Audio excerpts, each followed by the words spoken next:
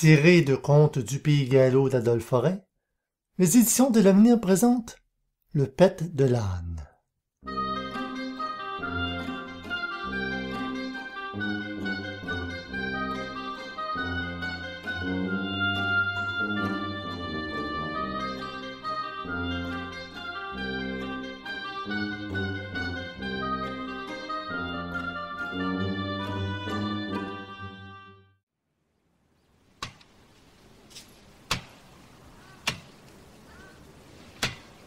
Un promeneur, à travers la campagne, aperçut un paysan en train d'émonder un chêne.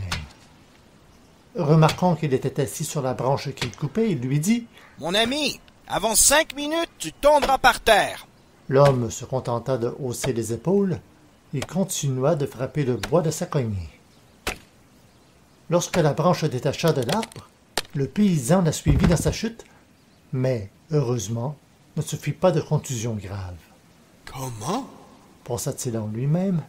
Voilà un étranger qui m'a prévenu que j'allais tomber de cet arbre avant que 5 minutes ne soient écoulées et, en effet, me voilà par terre.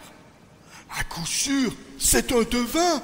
Il se releva aussitôt, courut après le promeneur et, du plus loin qu'il le vit, lui cria « Monsieur! Monsieur! Et vous avez dit vrai! Je suis tombé! » Donc, vous êtes un devin. Dites-moi, je vous prie, quand je mourrai...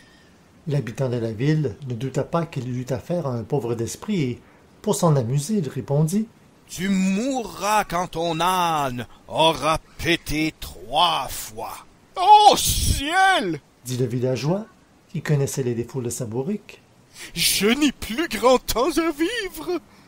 À partir de ce moment, il fit tout ce qui dépendait de lui pour ne pas échauffer sa bête. Il la mit à la diète et évita de lui donner des aliments qui auraient pu provoquer ce qu'il redoutait maintenant le plus au monde. Malgré cela, l'âne fit un bruit qui désespéra son maître. Celui-ci redoubla de soin, mais il eut beau faire, la bête fit une seconde incongruité plus éclatante que la première. « Oh, c'est par trop fort !» s'écria l'homme. « On dirait que l'animal le fait exprès. Aussi, nous allons bien voir. » Il prit son eustache, aiguisa un morceau de bois et l'enfonça à coups de maillet dans l'orifice cause de ses frayeurs. Cela fait, il mit une charge de bois sur le dos de l'âne et se dirigea vers sa demeure. Soudain, la bête fit un tel effort que la bonde sortit de son corps comme le boulet d'un canon et, avec un bruit formidable, alla frapper son conducteur en pleine poitrine. Celui-ci tomba à la renverse en murmurant « C'en est fait de moi. Je suis mort. » et il s'allongea commodément dans un fossé. Quand sa femme et ses enfants virent l'âne revenir seul à la maison, ils craignirent d'avoir un accident à déplorer et tous partirent à la recherche de l'absent. Arrivés à la bifurcation des 2 chemins, ils se demandèrent lequel ils devaient prendre. Comme ils n'étaient pas d'accord sur la route à suivre, ils entendirent une voix, partant d'un fossé, qui disait « Moi, de mon vivant, je prenais toujours le chemin qui est à droite. » Les bonnes gens s'empressèrent d'aller voir qui parlait ainsi et reconnurent celui qu'ils cherchaient. Ils eurent toutes les peines du monde de lui faire comprendre qu'il n'était pas mort, car, disait le bonhomme, « Un devin ne peut pas se tromper. »